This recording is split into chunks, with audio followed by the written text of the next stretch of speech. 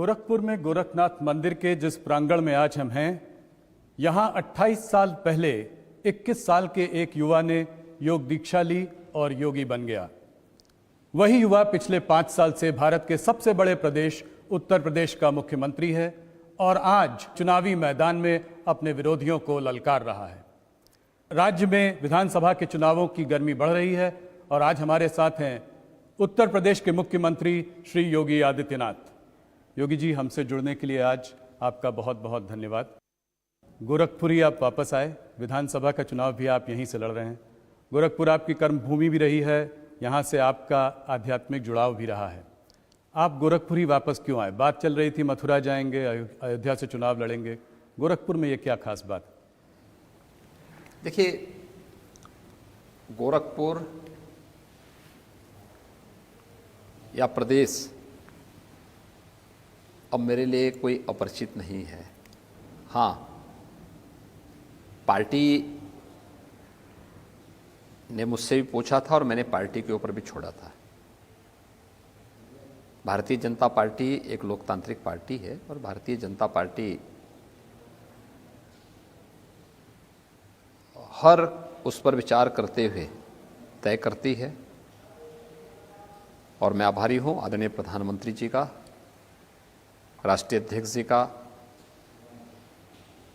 पूरे संसदीय बोर्ड का कि इन्होंने मुझे गोरखपुर से पार्टी का प्रत्याशी बना करके पहली बार विधानसभा चुनाव लड़ने के लिए नामांकन भरने की अनुमति दी। मैंने भारतीय जनता पार्टी के एक अधिकृत प्रत्याशी के रूप में गोरखपुर विधानसभा सीट से अपना नामांकन फाइल किया है। 2017 में आप लोगों ने यहाँ पे इतिहास रचा। आप लोगों को 312 सीट मिली, आपके गठबंधन को 323 सीटें मिली। एक क्लीन स्वीप था।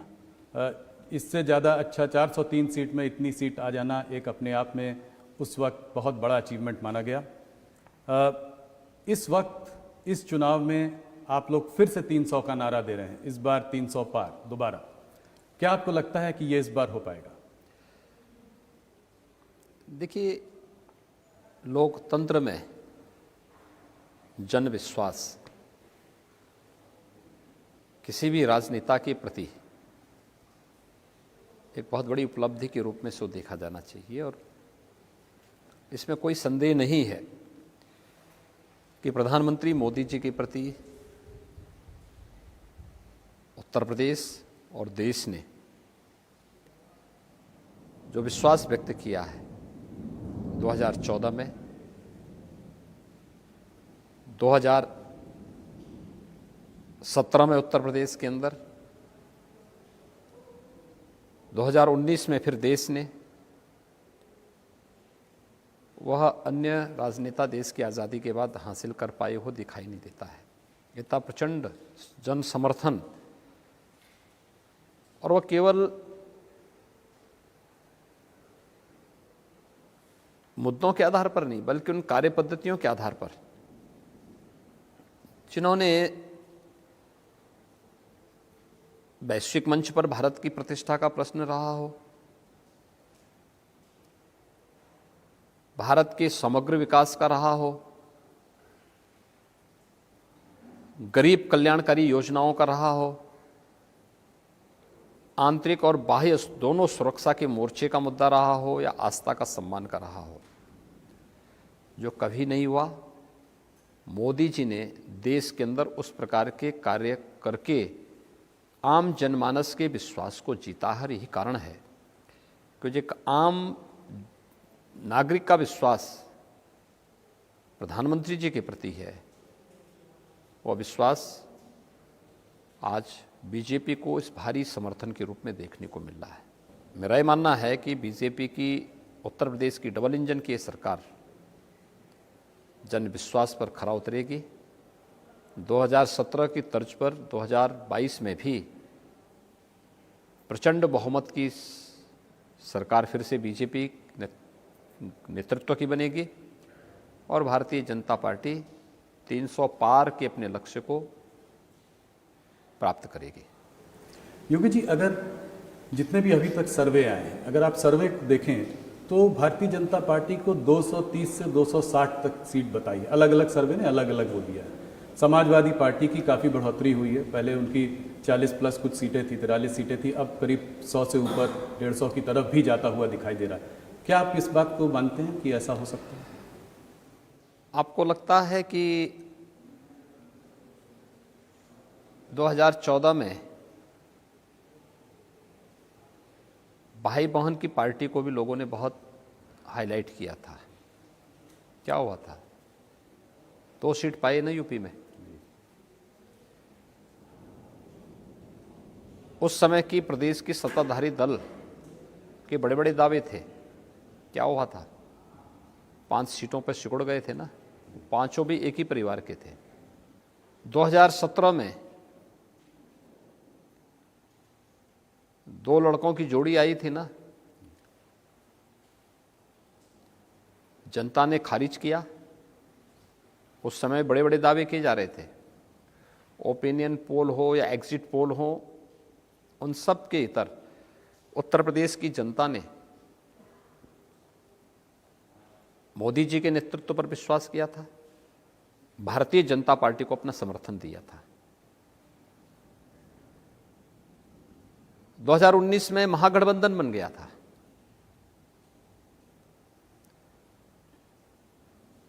सपा, बसपा, कांग्रेस, लोकदल और भी अन्य तमाम लोग उसके साथ जुड़ गए थे। परिणाम क्या रहा? भारतीय जनता पार्टी 64 सीट पाकर के नंबर 1 पर थी। जी। नंबर 2 पर जो थी वो मात्र 10 सीटें पाई थी, बहुजन समाजवादी पार्टी।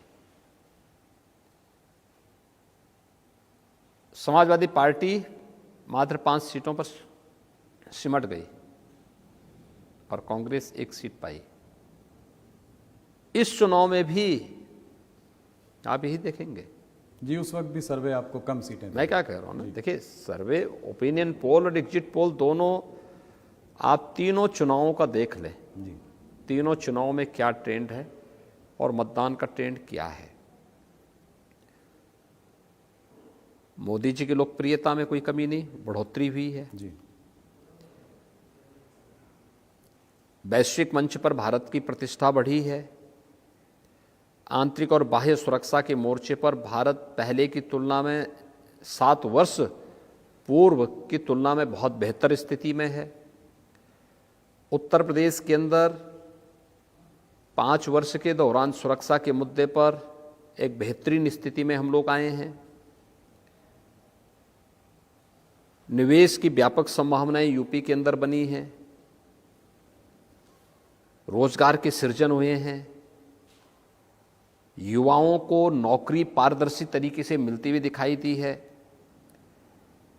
अन्नदाता किसानों के भविष्य के लिए और अन्नदाता किसानों की खुशहाली के लिए नया करने की एक व्यवस्था हुई। ऋण माफी से लेकर के प्रधानमंत्री किसान सम्मान निधि और लाखों हेक्टेयर लैंड को सिंचाई की अतिरिक्त क्षमता विकसित करने की कार्रवाई। एमएसपी से लागत का 1.5 गुना दाम किसान को आज प्राप्त हो रहा है। बहुत सारी चीजें हैं। तो डबल इंजन की सरकार का लाभ उत्तर प्रदेश के अंदर मिला है। तो ये सभी चीजें जुड़ेंगी तो 300 का पार बीजेपी पाएगी। और आपने देखा होगा, आप पिछले 6 महीने के अंदर देखें, 6 महीने पहले सपा गठबंधन कहा था, 3 महीने पहले कहा था और 1 महीने पहले कहा था, और आज कहां पे है। ये 4 अलग अलग सर्वे भी आप देखेंगे तो वो लगातार उनको डिक्लाइन की तरफ है। जी। बीजेपी अप कर रही है, ये हर व्यक्ति जान रहा है। और प्रथम और द्वितीय चरण के टिकट वितरण के बाद जब प्रचार की कार्रवाई शुरू हुई, आज बहुत स्पष्ट स्थिति है कि बीजेपी 300 पार सीट पाएगी। इसमें कोई संदेह किसी को नहीं होना चाहिए। और मैं तो पहले इस चीज को बोल चुका हूं। जी। देखिए, ये चुनाव अंततः 80-20 का होना है। 80 में बीजेपी को रहना है, 20 में बाकी शेष दलों को रहना है। ये 80-20 की जब आपने बात की, हमारे मंच पे भी की, पहले भी की, तो लोगों ने इसको ऐसे इंटरप्रेट किया कि 80% हिंदू और 20% मुसलमान। क्या इसको इस तरीके से देखा? देखिए, कोई सोच किस रूप में रहा है, लेकिन मेरा ये मानना है कि 80% वे सकारात्मक भाव के साथ कार्य करने वाले लोग हैं, जिन्होंने उत्तर प्रदेश के अंदर सुरक्षा के बेहतर वातावरण को स्वीकारा भी है और उसको अनवरत वे बनाए रखना चाहते हैं, जिन्होंने प्रदेश के 5 वर्ष के अंदर डबल इंजन की सरकार के विकास के इंफ्रास्ट्रक्चर डेवलपमेंट से जुड़े हुए कार्यों को नजदीक से महसूस किया और उसका लाभ भी लिया है, देखा है, नजदीक से देखा कि ये उत्तर प्रदेश के लिए, वर्तमान और भावी पीढ़ी के लिए आवश्यक है, एप्रिशिएट किया उन्होंने। वे लोग हैं जिन्होंने गरीब कल्याणकारी योजनाओं को हाथों हाथ लेकर के उसकी सराहना की है और उसको आगे भी अनवरत जारी रखना चाहते हैं। गरीब को अन्न योजना का लाभ मिले, गरीब को आवास की सुविधा का लाभ मिले, हर एक व्यक्ति को बिना भेदभाव की सुरक्षा और बिना भेदभाव की बिजली मिले, आवागमन आसान हो, हाईवे, रेलवे, एयरपोर्ट, ग्रामीण सड़कें, ये सभी बेहतर हो। गाँव में ऑप्टिकल फाइबर के माध्यम से हम तकनीक के माध्यम से लोगों के जीवन को और सरल करें, आसान बनाएं। इसके लिए जो प्रयास, जो लोग सोचते हैं, वह एक सकारात्मक ऊर्जा से भरपूर वह संख्या है जो 80% से ऊपर है, जो बीजेपी का साथ देगी। हाँ, जिनको लगता है कि सुरक्षा उनके अनैतिक और अवैध गतिविधियों पर लगाम है और ये हर हाल में ये बैरियर हटना चाहिए, तो वह कभी भी बीजेपी को स्वीकार नहीं कर सकती है। जिन्हें लगता है कि गरीब का कल्याण नहीं होना चाहिए, ये अन्न योजना क्यों मिल रही है, क्योंकि अब तो पहले इत्र वाले मित्र के घर में सारा पैसा चला जाता था, जो विकास का पैसा सब इत्र वाले मित्र के यहाँ चला जाता था, तो उनको तो परेशानी होगी स्वाभाविक रूप से। वो कब प्रदेश के हितैषी रहे हैं, कब गरीब का हितैषी रहे हैं, कब महिलाओं की सुरक्षा के प्रति संवेदनशील रहे हैं, कब अन्नदाता किसानों के हितैषी रहे हैं। तो ये नकारात्मक जो आप 20% लोग बता रहे हैं, ये कौन है? क्या ये कोई मजहब विशेष है? मैंने कहा ना, ये वही लोग हैं जो सुरक्षा के लिए खतरा थे जी, जिनको विकास अच्छा नहीं लगता था, जिनको प्रदेश की बेटियों की सुरक्षा अच्छी नहीं लगती थी, जिनको दंगा पसंद था, अराजकता पसंद थी, गुंडा टैक्स पसंद था, गरीब कल्याणकारी योजनाएं पसंद नहीं थी, चेहरा देखकर के योजनाओं को बांटना और बंदर बांट करना, जिन्होंने ऐसा काम किया, ये 20% ये वही लोग हैं और इसलिए ये लोग हमेशा विरोध किए हैं, विरोध करेंगे। तो पश्चिमी उत्तर प्रदेश में इस 80% और 20% को आप कैसे देखते हैं? मैंने कहा ना, हर वह व्यक्ति जो सुरक्षा पसंद कर रहा है, किसान कल्याण की योजनाओं को, गरीब कल्याण की योजनाओं को, रोजगार की योजनाओं को पसंद कर रहा है, विकास को पसंद कर रहा है, वह बीजेपी के साथ आएगा और 80% बीजेपी के साथ आएगा। कैराना और मुजफ्फरनगर में आपने कहा है कि जिन लोगों को बहुत गर्मी चढ़ी है उनकी आप गर्मी उतार देंगे, यहाँ तक कि मई जून में आप वहाँ शिमला बना देंगे। ये आपने एक बार नहीं कई बार कहा है। कल आप मुजफ्फरनगर जा भी रहे हैं, कौन तो इसमें बुरी बात क्या है? जी, तो कल आप जा भी रहे हैं। मुझे एक बात बताइए, क्या किराना के व्यापारियों को सुरक्षा पाने का अधिकार नहीं है? क्या पश्चिमी उत्तर प्रदेश की बेटियों को और वहां की बहनों को सुरक्षा पाने का अधिकार नहीं है? पूरा अधिकार है और किसी भी चुनी गई सरकार का यह नैतिक दायित्व बनता है कि बिना भेदभाव की सुरक्षा दें। और मैं इसको बीजेपी सरकार की उपलब्धि मानता हूं कि सुरक्षा का जो वातावरण भारतीय जनता पार्टी की डबल इंजन की सरकार ने दिया है, इस सरकार के इस कार्य को माताओं ने, बहनों ने, बेटियों ने हाथों हाथ लिया है, इसको स्वीकार किया है, हाथों हाथ लिया है। लेकिन जो लोग पहले पलायन के लिए जिम्मेदार थे, दंगों के लिए जिम्मेदार थे, उपद्रव के लिए जिम्मेदार थे, आपराधिक दुनिया के शहंशाह अपने को मानते थे। वे पेशेवर हिस्ट्री सीटर 4.5 साल दुबके हुए थे अपने बिलों में। जैसे ही भारत निर्वाचन आयोग ने इलेक्शन की नोटिफिकेशन जारी की और एक पार्टी विशेष ने उनको जब अपना प्रत्याशी बनाया, तो उसके बाद से फिर वे धमकाने लग गए वहाँ मतदाताओं को, व्यापारियों को, गरीबों को, किसानों को, बेटियों की सुरक्षा के लिए फिर थ्रेट आने लग गए।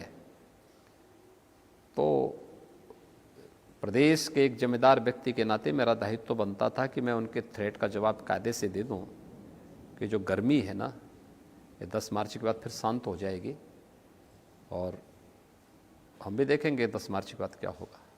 तो आप ये कह रहे हैं कि मुजफ्फरनगर कल आप जा भी रहे हैं, वहाँ पे दंगे वहाँ से शुरू हुए थे, सचिन और गौरव अपनी बहन की रक्षा करते हुए उनको मार दिया गया। तो आप कह रहे हैं अभी भी परिस्थितियाँ बदली नहीं हैं, अभी भी इस तरह की प्रॉब्लम कुछ कुछ पॉकेट्स में है? बदली है, लेकिन उसको फिर पूर्व स्थिति में लाने की साजिश समाजवादी पार्टी और बहुजन समाजवादी पार्टी करना चाहती है। समाजवादी पार्टी का गठबंधन और बहुजन समाजवादी पार्टी या कांग्रेस आज भी इसी फिराक में है कि पूर्व की स्थिति, दंगों की स्थिति लाई जाए, पलायन की स्थिति लाई जाए। वे प्रगति से संतुष्ट नहीं है, प्रगति उनको भाती भी नहीं, वे पलायन उनको पसंद है। व्यापारी पलायन कर जाए, अराजकता फैल जाए, दंगा होता रहे, निर्दोष लोग मरता रहे, वे इसको पसंद करते हैं। क्यों? क्योंकि इससे वोट का पोलराइजेशन, क्योंकि उनको वोट बैंक पसंद है जी, उनको सुरक्षा पसंद नहीं। वोट बैंक के लिए वो राष्ट्रीय सुरक्षा के साथ खिलवाड़ करते हैं। आपने देखा नहीं, अभी संसद में कांग्रेस के पूर्व अध्यक्ष ने कश्मीर के मुद्दे पर किस प्रकार का गैर जिम्मेदाराना बयान दिया है। कश्मीर के मुद्दे पर भारत सरकार की नीति का दुनिया के किसी देश ने विरोध नहीं किया, सबने उसको समर्थन किया सिवाय पाकिस्तान के। श्री राहुल गांधी क्या कांग्रेस के जिम्मेदार नेता अपने को मानते हैं और वह कश्मीर के मुद्दे पर पाकिस्तान की भाषा बोलते हैं? ये सब क्या है? इनके लिए अपना वोट बैंक महत्वपूर्ण है, राष्ट्रीय सुरक्षा महत्वपूर्ण नहीं है, अपने नागरिकों की सुरक्षा महत्वपूर्ण नहीं है। और इस प्रकार की गैर जिम्मेदार हरकतें मुझे लगता है कोई सभ्य समाज भी स्वीकार नहीं करेगा और कोई भी चुनी गई लोकतांत्रिक सरकार इसको स्वीकार नहीं कर सकती और फिर बीजेपी तो कतई स्वीकार नहीं कर सकती। निशाना इस वक्त आपका राहुल गांधी जी पर है, पर मुझे लगता है लड़ाई यहाँ पे दो तरफा होती जा रही है। लड़ाई आपकी समाजवादी पार्टी से। नहीं, मैंने क्या कहा, राहुल गांधी जी के बयान को भी यहाँ पे उद्धृत करना आवश्यक है, क्योंकि मैंने केवल राहुल जी का ही नाम नहीं लिया।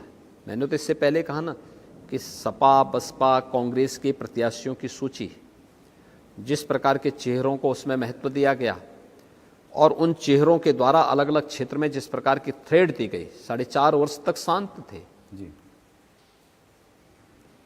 अचानक टिकट घोषित होते ही उनकी गर्मी चढ़ने लग गई, तो उस गर्मी का जवाब भी आवश्यक था। आप ये बताइए कि आप एक बहुत बड़ा मुद्दा प्रदेश में ये मानते हैं कि लॉ एंड ऑर्डर की सिचुएशन आपने बहुत इम्प्रूव की। आप चुनाव का ये बड़ा भारी मुद्दा लेके, चाहे आप हों, चाहे प्रधानमंत्री हों, अमित शाह जी हों, सब लोग इसके बारे में बात करते हैं। कल ओवैसी जी पे गोली चल गई, उनके काफिले पे गोली चल गई, इसको आप कैसे देखते हैं? देखिए, हम लोकतंत्र में बैलेट पर विश्वास करते हैं, बुलेट पे नहीं। इस प्रकार की कोई भी घटना अस्वीकार्य है। मंच पे उनके अपने भाषण होंगे, हमारे अपने भाषण होंगे, हमारे मत वैचारिक मतभेद हो सकते हैं, लेकिन इस प्रकार की किसी को भी सुरक्षा के साथ खिलवाड़ करने की छूट नहीं दी जा सकती। एक दूसरा, मैं सभी दलों के नेताओं से भी इस बारे में अपील करूंगा कि मंच से भाषण देते समय इस बात को ध्यान में रखें कि हर वर्ग की भावनाओं का भी सम्मान होना चाहिए। हम वोट बैंक के लिए आस्था के साथ खिलवाड़ करने और जन भावनाओं को कुचलने का भी कुत्सित प्रयास कतई न करें, क्योंकि कहीं ना कहीं फिर उसके रिएक्शन देखने को मिलते हैं और इन चीज़ों का हमेशा ध्यान रखना पड़ेगा हर एक व्यक्ति को। तो आप ये कह रहे हैं कि ओवैसी जी ने पहले बहुत सारे बयान दिए, उन्होंने कहा है मोदी जी हरदम प्रधानमंत्री नहीं रहेंगे, योगी जी हरदम मुख्यमंत्री नहीं रहेंगे, जिस दिन ये हटेंगे उस दिन हम देख लेंगे। तो आपको लगता है ये इन सब चीज़ों की वजह से हो रहा है? नहीं, देखिए ऐसा नहीं, सुरक्षा मिलनी चाहिए उनको, और उनको राज्य सरकार ने सुरक्षा पहले से दे रखी है। हमने उनको Y+ की सुरक्षा पहले से दे रखी है और उनके पास सुरक्षा है और सुरक्षा उनको मिलनी भी चाहिए। राज्य के अंदर हर नेता को हम जो पहले से कार्यक्रम जिनके मिलते हैं उनको सुरक्षा भी दी जाती है। हाँ, ओवैसी जी जिन क्षेत्रों के दौरे पे गए थे उनका कोई भी पूर्व निश्चित कार्यक्रम जनपद, जिला प्रशासन को या राज्य सरकार को नहीं मिला था। लेकिन फिर भी अगर कहीं कोई कार्यक्रम है, सभा के लिए परमिशन लोगों ने लिए होगी, वो अपने आप में पर्याप्त है, उस आधार पर यह दायित्व बनता है सुरक्षा देने का। और पुलिस ने तत्परता से उन लोगों के खिलाफ कार्रवाई भी की है जो लोग इसमें सम्मिलित थे। ओवैसी को आप कितना बड़ा फैक्टर मानते हैं मुस्लिम वोटर्स के हिसाब से? देखिए, वो अपने दल के नेता हैं, हर दल का नेता बड़ा है, कोई छोटा नहीं कोई बड़ा नहीं, हर दल का नेता अपने आप में बड़ा है, हम उसको छोटा और बड़ा करके आंक नहीं सकते। जहां आप 80% और 20% की बात कर रहे हैं, वहां पे ऑपोजिशन समाजवादी पार्टी, स्वामी प्रसाद मौर्य, वो 85% और 15% की बात कर रहे हैं। वो इस चुनाव को बैकवर्ड वर्सेस फॉरवर्ड का कलर दे रहे हैं। आपको क्या लगता है, जहां हम राष्ट्रवाद की बात करते हैं वो जातिवाद की बात करते हैं, हम लोग विकास की बात करते हैं तो तुष्टीकरण की बात करते हैं, हम लोग जब गरीब कल्याण की बात करते हैं तो वे परिवारवाद की बात करते हैं। सच्चाई तो ये है कि नाम भले ही समाजवादी होगा, सोच तो परिवारवादी ही है और काम दंगावादी से आज भी उभर नहीं पाया है। ये प्रदेश का बच्चा बच्चा जानता है। जिन लोगों की सोच कभी परिवार से ऊपर उठ कर के नहीं जा पाई है, उन लोगों से आप ओबीसी समुदाय के कल्याण की बात करते हैं या अनुसूचित जाति के कल्याण की बात करते हैं, या उनसे आप किसी सामाजिक सौहार्द की अपेक्षा रखते हैं, ये सोच ही अपने आप में मुझे लगता है कि कोरी कल्पना के अलावा और कुछ नहीं। योगी जी, एक सवाल आपसे पूछना चाहूँगा। आप मोदी जी का स्लोगन रहा है सबका साथ, सबका विकास, सबका विश्वास, सबका प्रयास, आप इसको दोहराते हैं, आप हर मंच से इस बात को कहते भी हैं। अगर आपने इतने कैंडिडेट्स अभी तक घोषित किए हैं, मगर मुसलमान कोई भी कैंडिडेट आपने घोषित अभी तक नहीं किया है। देखिए, तो आपसे मैं ये जानना चाहता हूँ कि योगी आदित्यनाथ का मुसलमानों से क्या रिश्ता है? मेरा वही रिश्ता उनके साथ में है जो उनका रिश्ता मुझसे है। उत्तर प्रदेश सरकार में मेरे मंत्रिमंडल में एक मुस्लिम मंत्री हैं जी, श्री मोहसिन रजा जी। केंद्र सरकार में मंत्री हैं नकवी जी, और भी इस प्रकार के चेहरे हैं। जी। आरिफ मोहम्मद खान जी आपके जो हैं केरल के गवर्नर के रूप में अपनी सेवाएं दे रहे हैं। हमारा किसी चेहरे से, किसी व्यक्ति से या किसी जाति या मजहब से कोई विरोध नहीं है,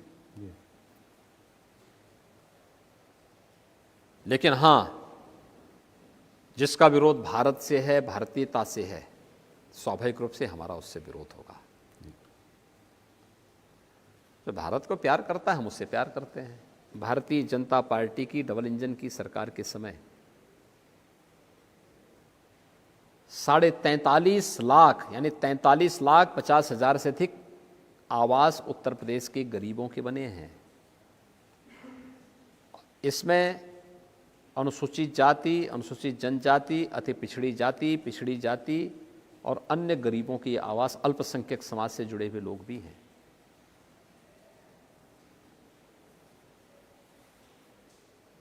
चेहरा देख करके योजना का लाभ नहीं दिया गया। आप कह रहे थे मुसलमान भी हैं, मैं क्या कर रहा हूं, सभी लोग इसमें, तो वो हमारा नागरिक है भाई, क्यों नहीं उसको मिलना चाहिए? जी। शासन की योजना में कोई भेदभाव नहीं। सबको, सुरक्षा सबको, योजना का लाभ सबको, सम्मान सबको, लेकिन तुष्टीकरण किसी का नहीं होगा। हम व्यवस्था को भारत के संविधान के अनुरूप चलाएंगे। हमारी व्यवस्था व्यक्ति, जाति, मत और मजहब का आधार नहीं बन सकती। यही भारत का सेकुलर स्टेटस है। सेकुलरिज्म का मतलब हिंदू विरोध नहीं हो सकता,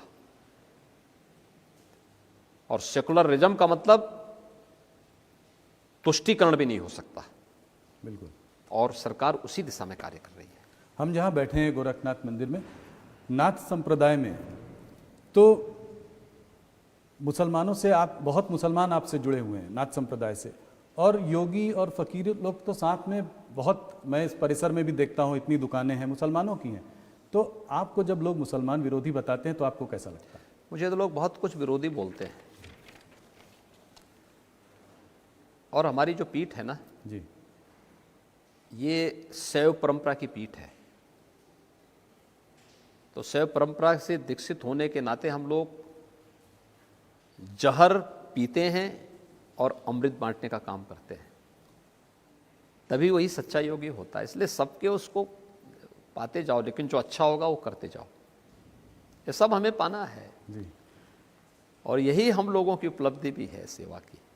लोग हम पे आरोप लगाएं, लांछन लगाएं, और उसके रूप में तमाम प्रकार का जो है वो करते जाएं।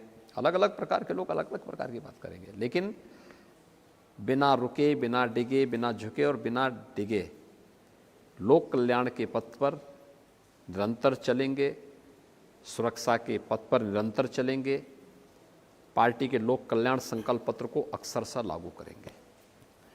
क्या आपको लगता है जाट और मुसलमान इस पर साथ में आ सकते हैं? देखिए, मुझे तो जमीन पे नहीं दिखाई देता है, और जो बयान हैं 2013, 2014 और कैराना का प्लान पश्चिमी उत्तर प्रदेश में कोई व्यक्ति नहीं भूल सकता।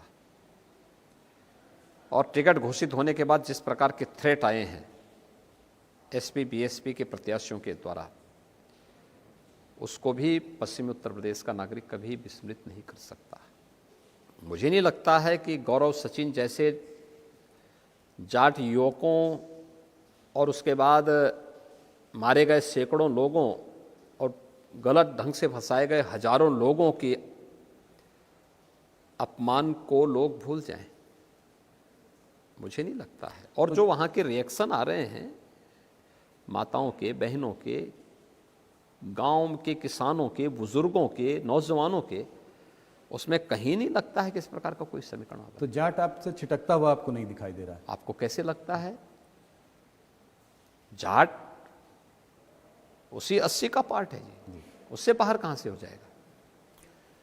ब्राह्मण वोट की अगर थोड़ा सा बात करें तो अखिलेश जी काफ़ी ब्राह्मण वोट को वो करना चाह रहे हैं। उन्होंने कहा है कि अगर हम सत्ता में आएंगे तो परशुराम जयंती भी मनाएंगे। इसको आप कैसे देखते हैं? देखिए, एक प्रबुद्ध समाज को आप गुमराह नहीं कर सकते। क्या एक प्रबुद्ध समाज इस बात को स्वीकार करेगा कि राम भक्तों पर गोली चलनी चाहिए? क्या वो स्वीकार करेगा कि पश्चिम में दंगे होते रहे या प्रदेश के अंदर दंगों की बाढ़ आती रहे? कभी नहीं स्वीकार करेगा, कभी नहीं स्वीकार कर सकता है। और फिर जिन लोगों के चरित्र को लोग देख चुके हैं, ये लोग तो क्या क्या नारा लगाते थे पहले जी, तो सब तो वही है, वही हवा है, वही सपा है, वही दंगे फसाद की उनकी मानसिकता आज भी है। बदला क्या है? बदला क्या है जिससे उसमें ब्राह्मण समाज विश्वास करे? कुछ तो एक ऐसी चीज दिखाई तो दे। आपका मानना है कि ब्राह्मण आप ही के साथ रहेगा? मैंने क्या भारतीय कहा जनता- ना, जी, हमारे साथ समग्र समाज भारतीय जनता पार्टी के साथ है। हर वह व्यक्ति भारतीय जनता पार्टी के साथ में जो सुरक्षा चाहता है, विकास चाहता है, सुशासन का पक्षधर है और राष्ट्रवाद का पक्षधर है, वो भारतीय जनता पार्टी के साथ में है। योगी जी, 3 मंत्रियों ने आपको छोड़ा और 10 एमएलए भी आपको छोड़ कर गए, इसको आप कैसे देखते हैं? क्या पिछड़ा वर्ग थोड़ा सा बीजेपी से? देखिए, वहां से भी बहुत सारे लोग बीजेपी में आए हैं जी। मुलायम सिंह जी के समधी फिरोजाबाद में सिरसागंज से बीजेपी में आए हैं, बीजेपी के प्रत्याशी भी हैं। उनके ऊपर ऐसे ही परिवारवाद का आरोप कम लगेगा, कुछ परिवार वालों को आपने ले लिया है। वो तो अंतिम सिलसिला है, वो तो वहां पे वो कम नहीं होने वाला, वो सोच तो घूम फिर करके वही जानी है। जिनको लगता था कि वहां पे गलत हो रहा है, निर्णय लेने की क्षमता नहीं है, संगठन चलाने की भी सामर्थ्य नहीं रही है, वो लोग वहां से हटे हैं कि वहां डूबने से अच्छा है हम यहां बीजेपी में आएंगे। और जो बीजेपी में आ रहे हैं इस आश्वासन के साथ नहीं आ रहे कि टिकट पाएंगे। पार्टी की मेरिट में खड़े उतरेंगे तो पार्टी टिकट देगी, नहीं उतरेंगे तो पार्टी में कार्यकर्ता के रूप में काम करने को तैयार है। बहुत सारे लोगों ने बीजेपी ज्वाइन की है, एक लंबी श्रृंखला है इनकी। ये पिछड़े वर्गों के लिए आपका क्या मैसेज है? और आपके बैकवर्ड कौन से बड़े चेहरे हैं आज? देखिए, भारतीय जनता पार्टी में कौन ऐसा चेहरा नहीं है जो भारतीय जनता पार्टी में न हो? कौन से ऐसा चेहरा है? क्या भूपेंद्र यादव केंद्रीय मंत्री नहीं है? जी। क्या श्री केशव मौर्य जी उत्तर प्रदेश में डिप्टी सीएम नहीं है? क्या डॉक्टर दिनेश शर्मा जी भारतीय जनता पार्टी में डिप्टी सीएम के रूप में उत्तर प्रदेश की जनता की सेवा नहीं कर रहे हैं? प्रदेश के अंदर क्या से अनिल राजभर क्या कैबिनेट मंत्री के रूप में उत्तर प्रदेश में काम नहीं कर रहे हैं? या उत्तर प्रदेश के अंदर जयप्रकाश निषाद हमारे मंत्री हैं? एक लंबी श्रृंखला है, लेकिन सामाजिक न्याय को देखने के साथ साथ वे लोग योग्यता के आधार पर, मेरिट के आधार पर काम भी कर रहे हैं। लेकिन जिन लोगों को अभी भी परिवारवाद का चस्का लगा है, जिनको लगता था कि नहीं सामाजिक न्याय के नाम पर केवल उनके परिवार के लोगों को ही सब कुछ मिलता रहे, बाकी अन्य लोगों को न मिले,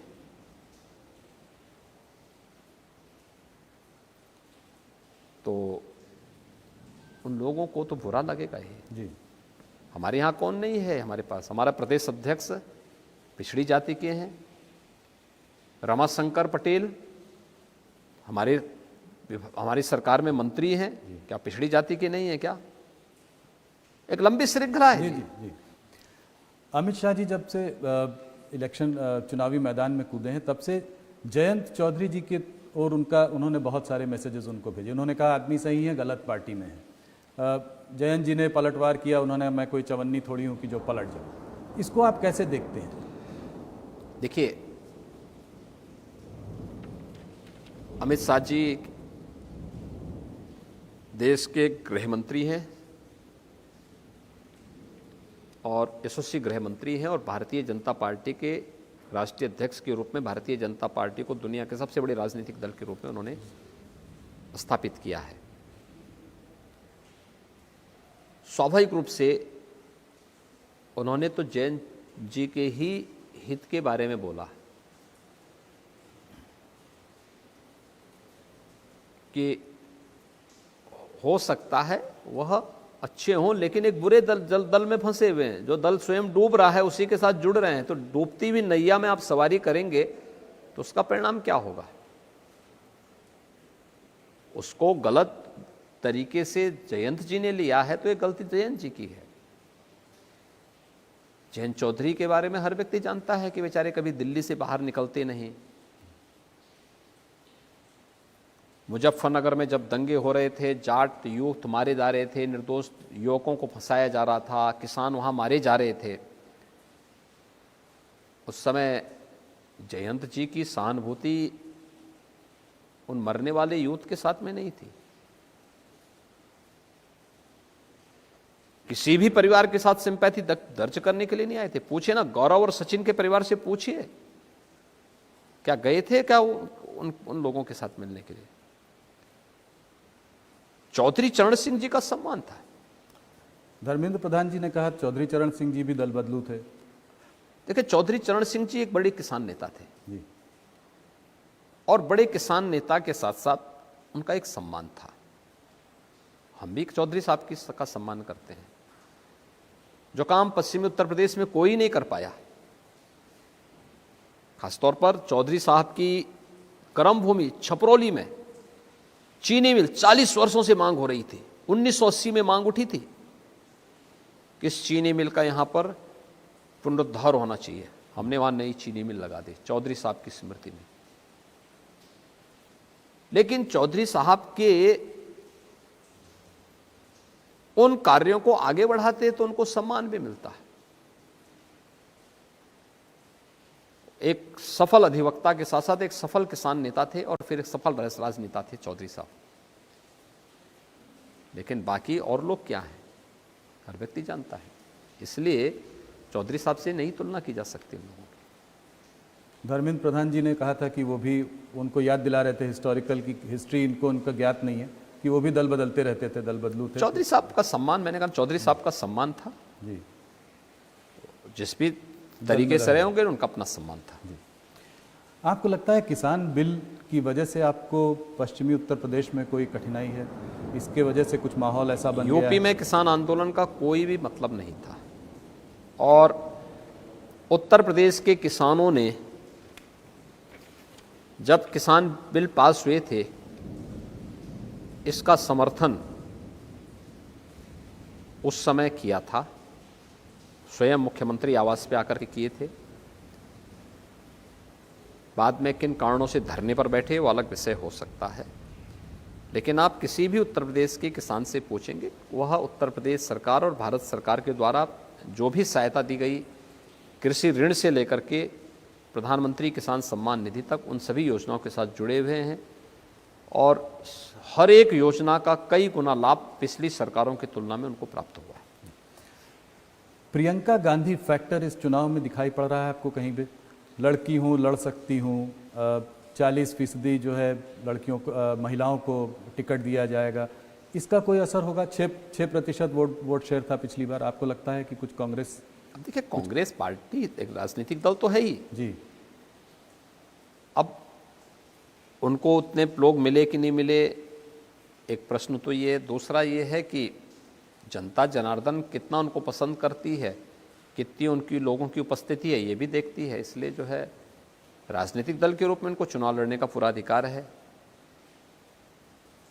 जन समर्थन कितना मिलता है ये 10 मार्च बता ही देगा। अखिलेश यादव और शिवपाल जी के खिलाफ उन्होंने कोई कैंडिडेट खड़ा नहीं किया, कुछ साठगांठ है आपको लगता है? ये सांठगांठ तो 2019 में भी थी। इस दल आपस में मैच फिक्सिंग करके बीजेपी को रोकने के लिए एक दूसरे के प्रति इस प्रकार की सहानुभूति व्यक्त करते हैं। यहां पे ये पर्दाफाश हो भी गया। आपने 15 जनवरी को मायावती जी को जन्मदिन की शुभकामनाएं दी। कुछ पीछे बैकडोर कुछ बातें चल रही हैं कुछ? मैं सबको देता हूं। अखिलेश जी के जन्मदिन पे अखिलेश जी को मैं बधाई देता हूं। मायावती जी के जन्मदिन क्यों नहीं दूंगा जी? प्रदेश के मुख्यमंत्री के रूप में उन्होंने काम किया है और ठीक है, कम ज्यादा हो सकता है जी। देखिए, हम लोग पर कोई तालमेल बीजेपी के साथ नहीं, कोई तालमेल कैसा तालमेल?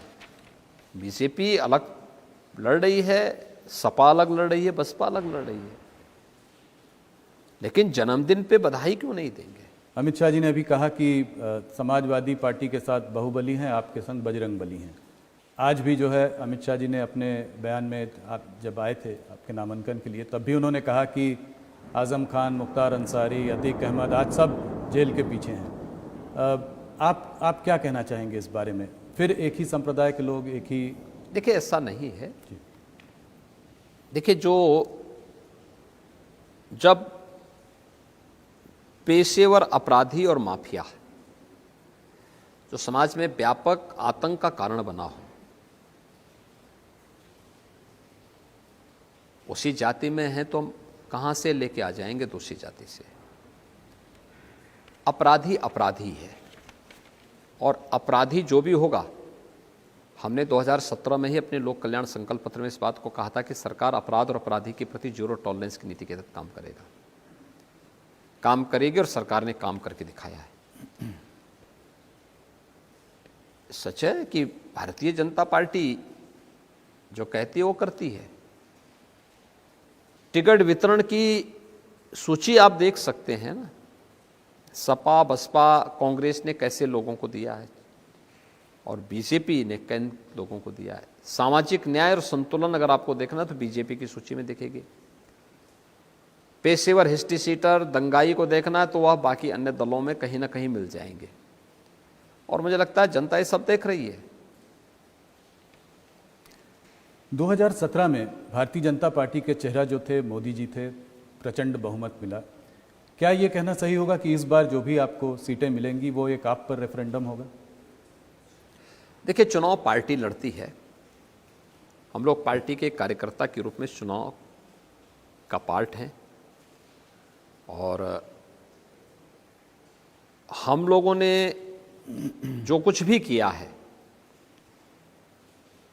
वह इसलिए नहीं किया है कि इसके बदले हम लोगों से वोट मांगे। ये इसलिए किया है क्योंकि हमारा दायित्व था।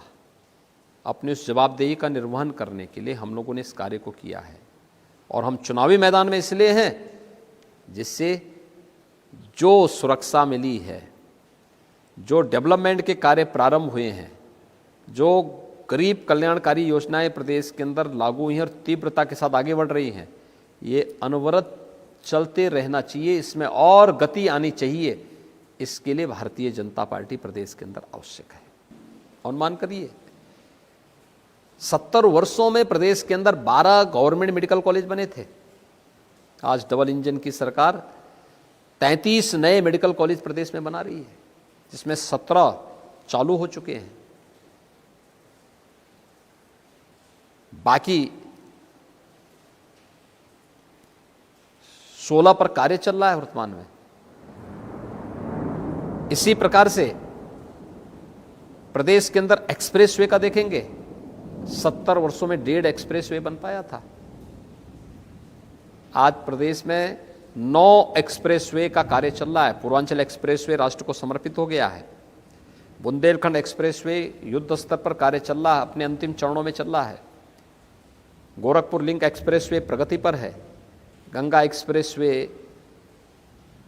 पर काम प्रारंभ हुआ है। दिल्ली मेरठ 12 लेन का एक्सप्रेसवे चालू हो चुका है। गोरखपुर से सिलीगुड़ी, काशी से कोलकाता, लखनऊ से कानपुर, ये सभी एक्सप्रेसवे बनने की प्रक्रिया के साथ आगे बढ़ चुके हैं।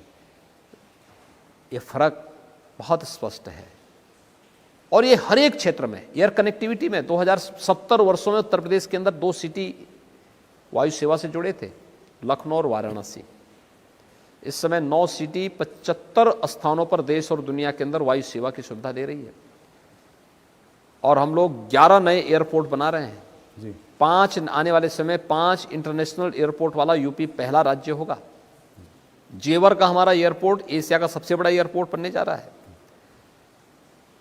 ये चीजें अगर आप देखेंगे तो ये जो परिवर्तन हुआ है, ये परिवर्तन पिछली सरकारों का इस सरकार के उस फर्क को बहुत साफ कर देता है।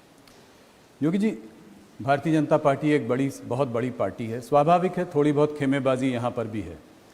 मोदी जी ने कुछ महीनों पहले आपके ऊपर हाथ रखा और एक बहुत बड़ा स्ट्रांग मैसेज पार्टी को दिया कि सब एक साथ हैं, सब एक साथ लड़ रहे हैं। आप अपनी केमिस्ट्री मोदी जी के संग कैसे देखते हैं? कब मिले थे आप उनसे पहली बार? देखिए, मोदी जी देश के नेता हैं, पार्टी के सर्वोच्च नेता भी हैं, और एक अभिभावक के रूप में उनका सानिध्य और मार्गदर्शन प्रधानमंत्री के रूप में भी, नेता के रूप में भी सदैव मिलता है। वे अभिभावक हैं। अभिभावक से मतभेद होने का तो प्रश्न ही नहीं होता जी। जी जी, नहीं, बहुत सपोर्ट किया, हर मन से आपके बारे में बहुत हम लोग जो भी कर रहे हैं जी, और जो कुछ भी कर पाए हैं वह प्रधानमंत्री मोदी जी के ही मार्गदर्शन में हमें सफलता प्राप्त हो पाई। भव्य कुंभ और दिव्य कुंभ हो, इंफ्रास्ट्रक्चर डेवलपमेंट का हो, इंसेफ्लाइटिस के उन्मूलन का हो, या फिर प्रदेश के अंदर जो कुछ भी अच्छा दिखता है उसके पीछे प्रेरणा और मार्गदर्शन मोदी जी का है। अमित शाह यहाँ पे आए, उन्होंने आपके काम की बहुत सराहना की, आपने भी अमित शाह जी के काम की बहुत सराहना की। आपने कहा आज भारतीय जनता पार्टी को सबसे बड़ी पार्टी उन्होंने बनाया है। 2014 में उन्होंने जो यूपी में बीजेपी की जो साख बनाई, 2017 में जो क्लीन स्वीप हुआ उसमें उनका योगदान, आपकी इस केमिस्ट्री की भी आज बहुत चर्चे हुए। देखिए, हम तो हमेशा बोलते हैं, जी, अमित शाह जी देश के यशस्वी गृह मंत्री हैं, भारतीय जनता पार्टी में के राष्ट्रीय अध्यक्ष के रूप में और उत्तर प्रदेश के प्रभारी के रूप में उन्होंने जो कार्य किए हैं यूपी में, हर एक ने उसको स्वीकारा, हर व्यक्ति इस चीज़ को वो करता है। और जो यूपी में संभव था, एक यानी गांव-गांव में जाकर के बूथ स्तर के कार्यकर्ताओं के साथ संवाद बना करके उन्होंने इसे अचीव किया। स्वाभाविक रूप से जो चीज उन्होंने की है, और उत्तर प्रदेश विधानसभा लोकसभा 2014 के लोकसभा चुनाव में भी, 2017 के पूर्व भी हमने उनकी कार्य पद्धति को बहुत नजदीक से देखा है। लोक कल्याण संकल्प पत्र जब बना था तो प्रधानमंत्री जी के मार्गदर्शन में आदरणीय अमित शाह जी ने ही उसको पूरा ड्राफ्ट कराया था, जिसमें सुरक्षा के मुद्दे हों या फिर परंपरागत उद्यम को प्रोत्साहित करने के लिए हो। आज हम जो वन डिस्ट्रिक्ट वन प्रोडक्ट की योजना चलाते हैं, जो देश की एक ब्रांड, यूपी की एक ब्रांड बनी है और यूनियन बजट में स्थान प्राप्त करती है, उसके पीछे आदरणीय प्रधानमंत्री जी और आदरणीय गृह मंत्री जी का ही मार्गदर्शन था। हमने लोक कल्याण संकल्प पत्र में उसको स्थान दिया था। जी, अलग विषय था कि हमने परंपरागत उद्यम की बात की थी। एक जनपद एक उत्पाद का नाम बाद में हमने प्रधानमंत्री जी की प्रेरणा से उसका नाम दिया, लेकिन ये उस समय ही ये सारी चीजें हुई थी। तो जब कोई नेता करेगा तो उनके बारे में बोलेंगे भी जी, और हमें बोलना भी चाहिए कि हमारे इस नेता ने ये काम किया है,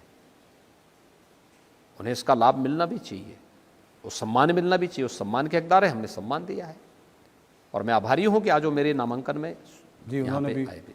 आज आपके मीडिया सलाहकार ने एक रोचक ट्वीट भी किया, आप दोनों की पिक्चर साथ में डाली और कहा जो पत्रकार गड़बड़ कर रहे हैं उनकी रातों की नींद उड़ जाएगी ये देखकर।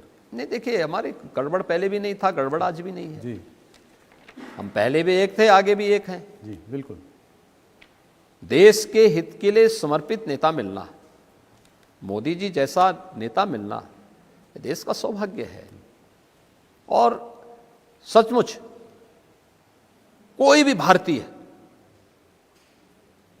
और देश के अंदर हो देश के बाहर हो, आज इस बात को स्वीकारता है कि यशस्वी नेतृत्व ही भारत को विश्वगुरु के रूप में स्थापित करेगा, और मोदी जी के नेतृत्व में हो रहा है, दिख भी रहा है। मेरा आखिरी सवाल, आज हम लोग गोरखनाथ मंदिर में ये इंटरव्यू कर रहे हैं, यहाँ पे बैठे हैं, अगर मैं सही हूँ तो आप 1994 में बसंत पंचमी के दिन 21 साल के थे और आपने दीक्षा ली थी।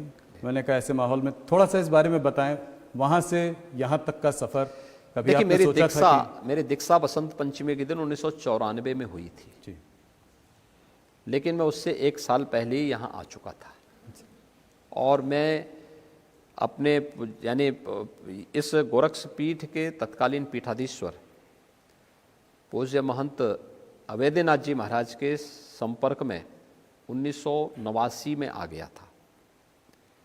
तो 1989 से लेके 92 तक मेरा उनके पास आना जाना था। उसके बाद फिर 93 में मैं यहाँ आ गया था, तो 1 साल उनके सानिध्य में मैं यहाँ पे था। और फिर 94 में बसंत पंचमी के दिन उन्होंने मुझे यहाँ पे योग की दीक्षा दी और इस संप्रदाय में दीक्षित किया। तो बसंत पंचमी की वह तिथि थी जब मैंने इस संप्रदाय में विधिवत दीक्षा लेकर के प्रवेश किया था।